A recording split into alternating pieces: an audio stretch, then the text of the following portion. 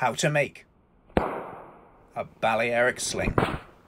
This is the second part of the three-part series on the Balearic sling, and in this video I will cover exactly how I make a Balearic style sling, including the methods that I use to make the final product as practical, comfortable and as long-lasting as possible. If you haven't seen the precursor to this video, the Balearic sling, I recommend you do so first, as it discusses the reasoning behind its design features, which will not be covered in this video. The first step is to choose a material for the main body of the sling. Sisal or peter are popular agave fibres for Balearic slings.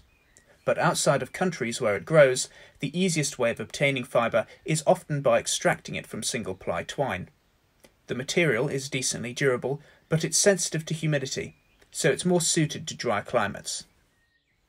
Hemp and linen are also suitable materials, and can be found most often in the form of weaving yarns. But sometimes loose fibre is available from some suppliers. It's stronger than sisal, but is also sensitive to humidity. But that can be eliminated if the completed sling is waxed. Esparto, the most traditional and in my opinion best natural fibre for Balearic slings, unfortunately also happens to be the most difficult to find, but can occasionally be sourced from some Spanish suppliers. It's durable, has excellent grip and is insensitive to humidity. A very suitable synthetic material that I have come across is polysteel. Sourced as a rope, it can be easily unravelled for braidable fibre. It's completely waterproof and very durable, but doesn't provide quite as much grip as the natural fibres. Synthetic hemp somewhat combines the best of both worlds. Also sourced as a rope, its yarns are more difficult to work with compared to polysteel, but its tactility and grip are more akin to natural fibres. While also being waterproof, another bonus is that the surface can be gently melted fusing the fibres together. This makes it impervious to typical abrasion. The next step is to choose a material for the end of the sling, also known as the cracker or tassel. Now this is optional, but highly recommended, as fibres often used for the sling body are not suited for the extreme stress that the end of the sling will experience. Dyneema line is ideal, because of its superior longevity. But even cheaper fibres like nylon will last longer than a tassel made from the main sling material. Once you've chosen those, necessary items are your chosen sling material, chosen cracker material, some beeswax, and a sharp pair of scissors. Optional but highly recommended items include nail clippers, a tape measure, a couple of clothes pegs, and some superglue. Today I shall be using Esparto. The first thing I do to start a new sling is to pull out several strands from the bundle. When twisted, the thickness of the strands together is around 3/16 or half a centimetre. This is about medium thickness and can be increased or decreased based on preference. In preparation for braiding, I stagger the strands some so that the ends don't all terminate at the same time. I then pinch the bundle and turn it around so that I'm working with the longer end. Now separate the bundle into 5 smaller bundles. To start the braid, I take one of the outer strands and pass it over the 2 situated next to it. I then take the outer strand on the opposite side and pass it over the 2 next to it. This sequence repeats and creates a 5-strand braid.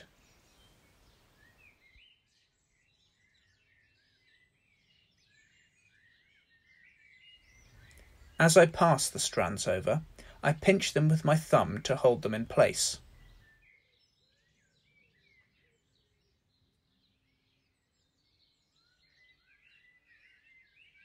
Once I have braided a short section like this, I then rotate the braid a quarter of a turn to work the braid with the strands facing downwards. Now the braiding changes a little bit. Before I bring each strand across, I twist it outwards a few times. This is done for several reasons, including making the braid stronger and denser by locking in the fibres. In conjunction with the twisting, I also pull on each strand before crossing it over to pull out the slack, making it sit tightly and neatly.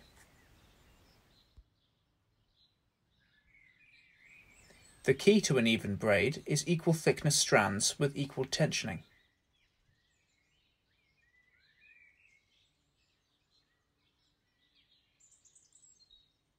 After a couple of inches of braiding, the thickness is starting to diminish a little, and now requires new fibre to be spliced in. To do this, I wait until the thinnest strand is the working strand. Then, taking a new bit of fibre, place it behind the working strand, leaving a bit of excess sticking out the back of the braid. The strand can then be twisted and crossed over like normal. By turning the braid over, you can see how the new fibre is firmly locked in by the twisting of each strand. I then continue braiding and splicing when needed to maintain thickness, until the braid is 4 inches long. Then I stretch the braid by pulling both ends. Folding the braid in the middle will reveal the approximate size of the finger loop. I personally like the loop to be large enough so that my knuckle can easily rock inside of it, as it increases comfort and reduces interference. To deal with the ends sticking out from the underside of the braid, I use a nail clipper. This allows me to trim them at the surface, resulting in a flush finish. With the braid now tidied up, with the underside facing up, I unbraid the initial part of the braid that I did before twisting each strand.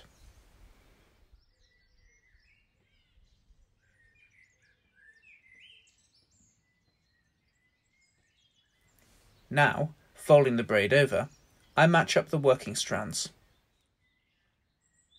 As you can see, the previous working strand is coming across to the right, so you want to make the other end match this.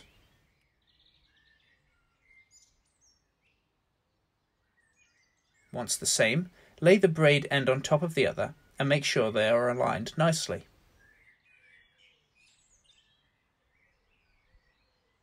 Then, starting on the right side, align the strands of each braid together, merging each of the two strands into one.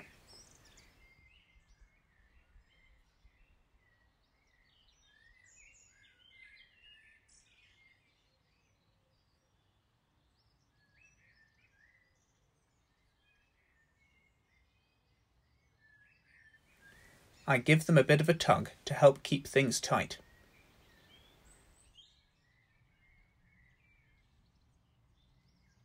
As the top right strand is now the working strand, I give it a twist and pass it over.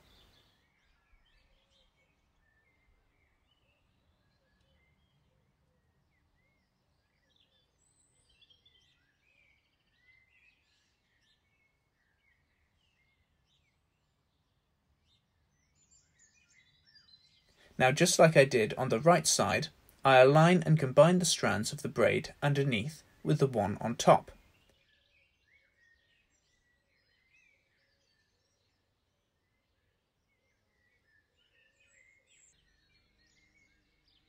As the top left is now the working strand, again give it a twist and pass it over.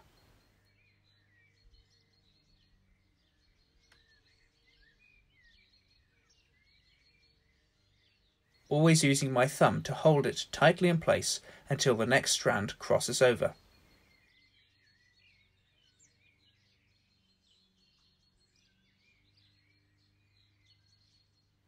After a few more passes, the finger loop is now complete.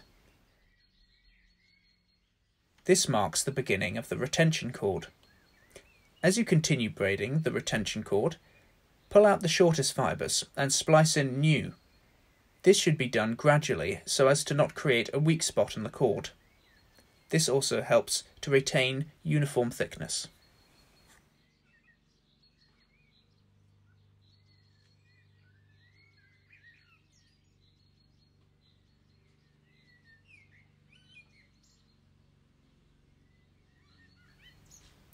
Generally, the retention cord should maintain the same thickness about its length, but a slight increase in thickness is not detrimental. However, try to avoid any decrease in thickness. If you're finding it difficult to braid freehand, perhaps consider putting the loop over a hook and braiding thus. Some find this to be a great aid in sling construction, but for Balearic slings, I prefer to work without it. Continue braiding until the cord reaches your desired length. This sling is going to be 20 inches, so the completed cord needs to be 17 inches.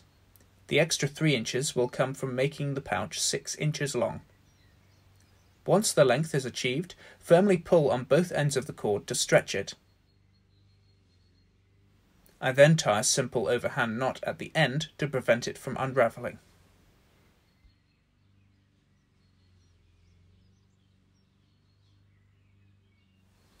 I am now going to soak the cord. This is an optional step, and I only really recommend doing this if you are working with Esparto. Water causes the braid to swell and has increased pliability once dry. This is an asset for Esparto, which is very stiff and doesn't absorb much water, but for the majority of other natural fibres, this soaking and drying process can make the sling like a noodle. After submerging the cord for a while in the water, I pull it out, stretch it again, and then find a suitable place to hang it up to dry.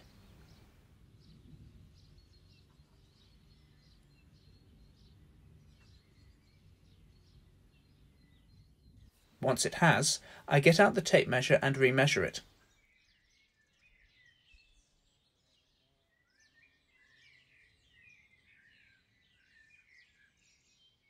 As you can see, through the process of stretching, soaking and stretching again, it expectantly gains a bit of extra length.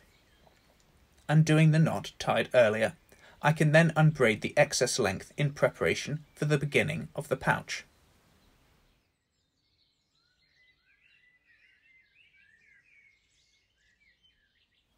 Once that's done, it's time to start the pouch. The first step of this is to make the knee, which is basically the point at which the braid divides into two smaller braids. There are several ways to do this, but I'm just going to show you how I do it. Starting with the working strand on the right, I then split it into two equal thickness strands.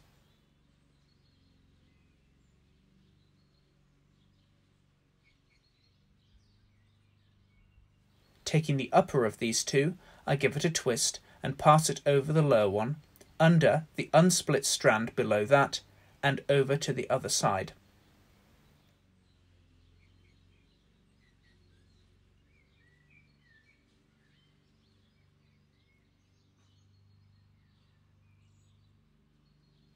Trying to keep everything tight, I tug on each strand before the next step. Then, taking the remaining strand at the top right, I pass it over the strand beneath it, but not to the left side.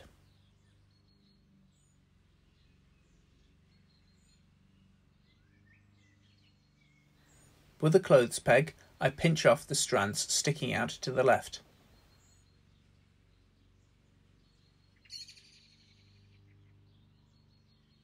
Then, splitting this remaining strand in the middle in two, I twist the outer and pass it across to the right.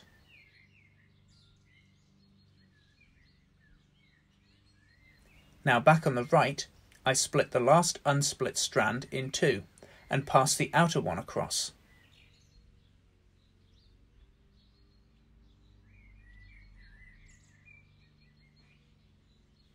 You can now start braiding as normal.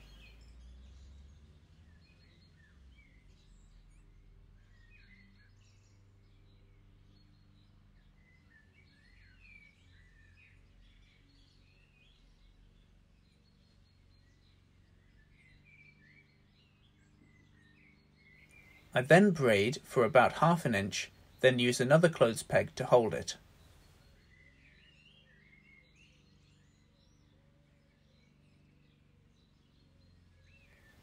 Going back to the left side, I can also start braiding as usual.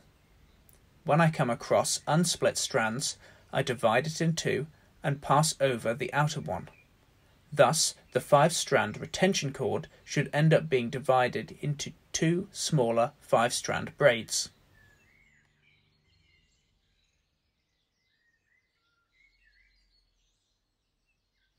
After about half an inch of braiding, I then peg the left side off again and unbraid the right side a little.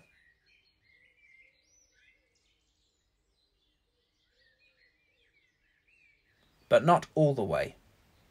The goal is to pull out all of the slack and make the transition as tight as possible.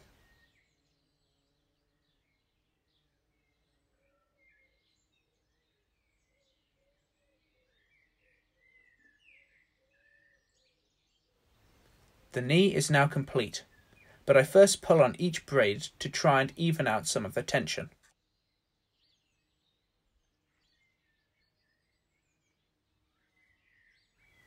Now that the knee looks a bit more satisfactory, I can start thickening the right-hand braid by splicing in new fibre into every strand that I pass over to the left. By only splicing in on the one side, I find it makes the working and finishing process a bit easier.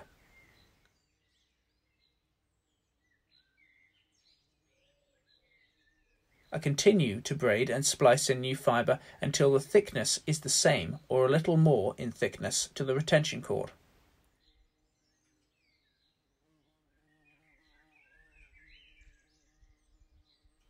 Once it is so, I keep it the same thickness until it is about 6 inches long. This is how long the pouch will be.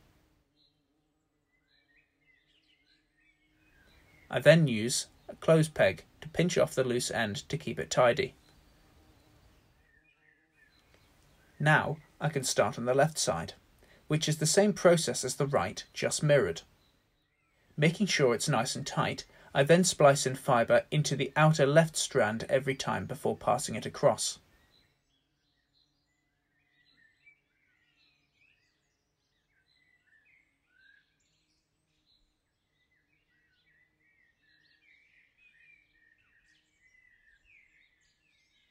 Taking the time to compare thickness while braiding can help a lot in achieving reasonable symmetry. Now that the left side is braided to the same length, I make a point of increasing pliability in the knee by twisting each side in every which direction and bending it back and forth laterally. This not only makes the knee a little neater, but also serves the important function of closing the gap between the two braids. I then individually grab a hold of each braid and stretch it. As a result, it will increase in length a little, so I remeasure the 6-inch mark and unbraid each side to that exact length. I typically do one side and peg it off before unbraiding the other.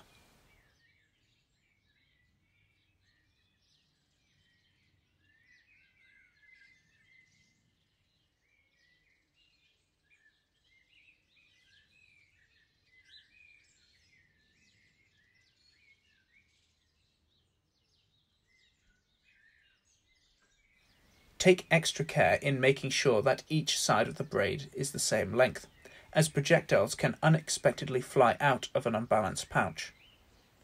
Now that they are of the same and correct length, the next step is to merge the two strands back together. The first step is to make sure that the previous working strand of each side is going to the right. This is how you know that they are in line. Merging them back together is not actually as intimidating as it looks, since all you have to do is match up and merge the strands of each side, just like making the finger loop, but with the two braids side to side rather than one on top of the other. So I grab the first two and then move them up and out of the way. Then look for the next two moving in the same direction, to the left. Grab them together and once again move them up and out of the way. Because the previous strands were pointing to the left, the next two will be pointing to the right. Pick out those two and lift them up and out of the way. Because the previous two were going to the right, the next two will be going to the left. As there is only two left going in this direction, it's quite clear to see. Make sure there is no crossing of strands between the different layers, as this will cause problems. I then tug on each couple a few times to bring the two braids together. Once they are close together, you should now be able to see how the 10 strands have combined to make 5 thick strands. Giving each a firmer pull will further take out any slack. I also make sure at this point to double check that each side is still the same length. Now I can start the belly. The first step of this is to make sure that the first two passes are properly twisted from the base in order to keep it neat. I usually put my finger in between the two thinnest strands to torque them together tightly.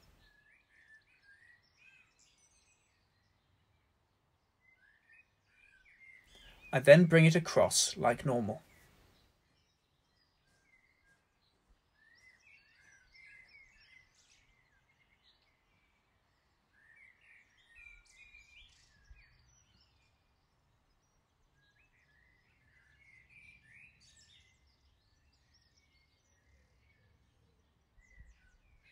I continue the braid for a few passes and peg off the loose end before going back and checking that everything is neat and in alignment.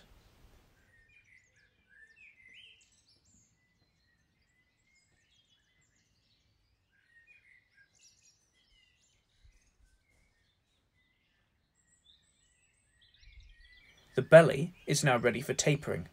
This is done by removing material over a length of about 4 inches until it reaches the same thickness as the retention cord. I start this by pulling out the shortest fibres first.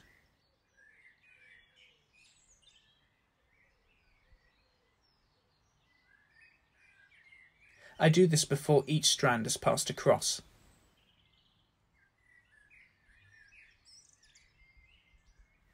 In order to get a steady taper, less and less material must be removed from the braid as you progress.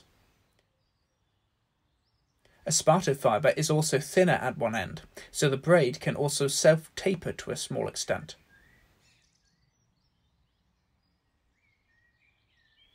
After about 4 inches, the end of the belly should be about the thickness of the retention cord.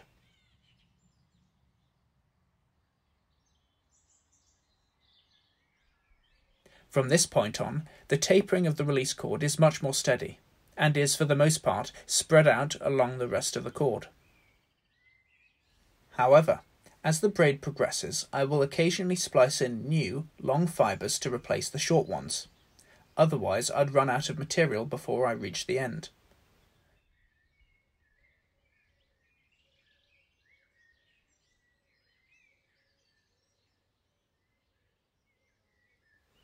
The cord should eventually taper down to about the thickness of the finger loop, and then kept that thickness for the length of the grip. Now that the release cord has been braided, I check to see that it's the correct length.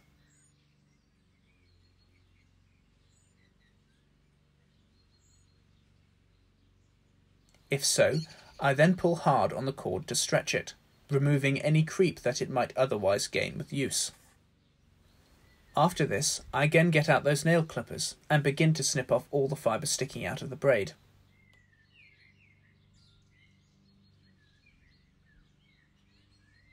This time across the full length. As you can see, it does this job very nicely.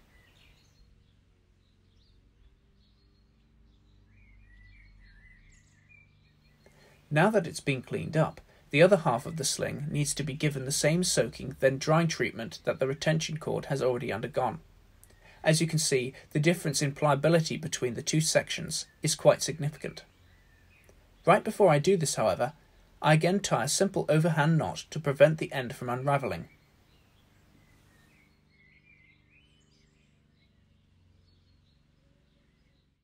Just like before, I submerge the other half of the sling in the water for a few seconds, and after, firmly pull on both ends to remove any slack. It can then be hung up to dry for the final time.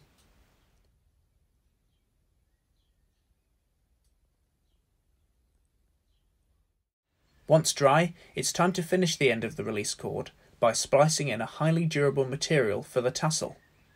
Very few fibres can withstand going supersonic time after time, and so, naturally, the stronger the fibre, the longer it tends to last.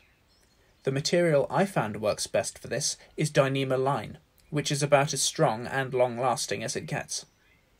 I first measure out a few wingspans of it, then rub a lump of beeswax along its length. This turns the very slippery material into something a lot more tactile that is easier to work with and less likely to work its way out of the braid. I then fold the line until there are many strands a bit over a handspan in length. The bundle is then divided into 5 strands ready to be spliced into the cord. In order to make the finished cord the right length, not too long or too short, I start the splice in the middle of the grip, which means unbraiding back to that point. Then, starting with the working strand on the left, remove some fibre and splice in the dyneema to replace it. I only splice in the dyneema on the one side, which makes the splice stronger.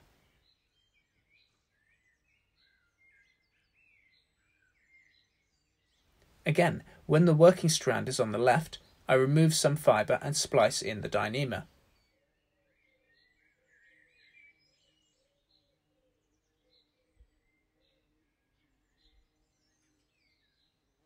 I repeat this pattern until the rest are spliced in. Once all 5 have been spliced in, I braid until the last dyneema spliced in crosses to the right side, back to the left, and is then the working strand on the left. At this point, I pull out half of the Esparto in this strand, and then pass it across. I now do this each time the working strand is on the left.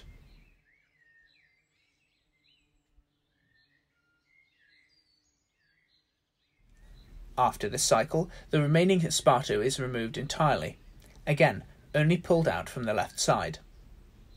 At this stage, the braid is now only dyneema, and after a handful of passes, it's time to tie a simple overhand or constrictor knot using one of the dyneema threads.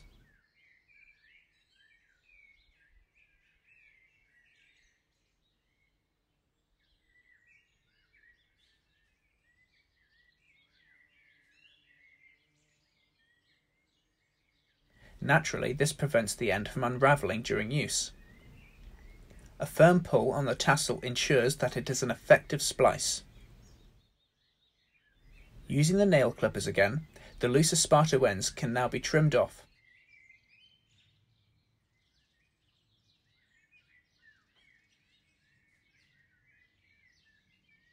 However, due to dyneema's strength, a sharp pair of scissors is required to effectively trim the rest.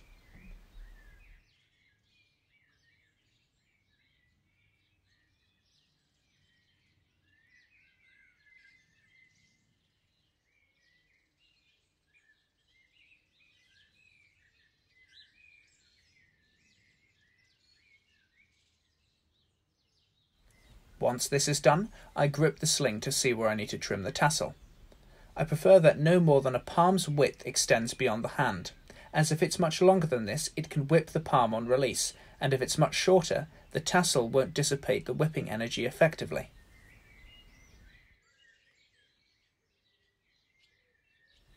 For extra security, I use a tiny bit of superglue over the splicing points to ensure that nothing works its way loose with extended use. It also gives the cord a bit of extra grip, which is always a plus. Once the glue is mostly dry, I roll out the stiffness to closer match the pliability of the rest of the sling.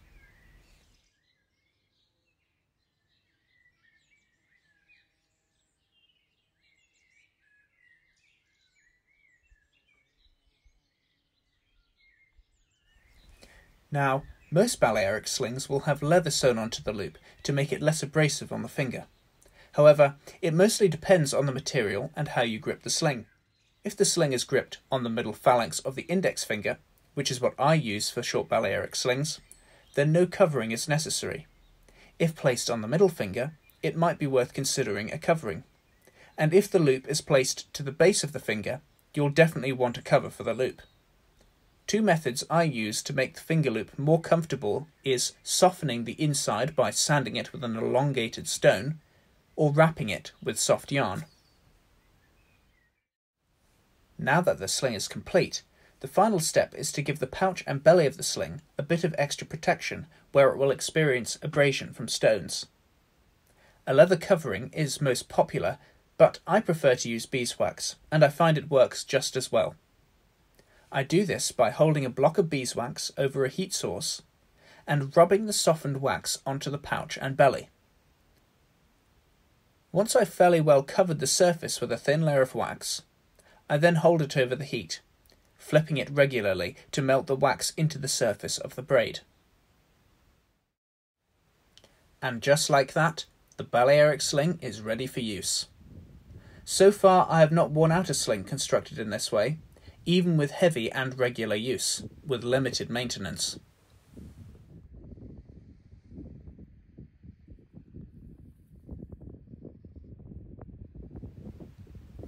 As with all things, practice makes perfect, so don't be disheartened if it doesn't turn out quite right the first time. The next video will cover on how to use this sling design, the technique I find works best in conjunction with it, aiming methods, and more, so stay tuned.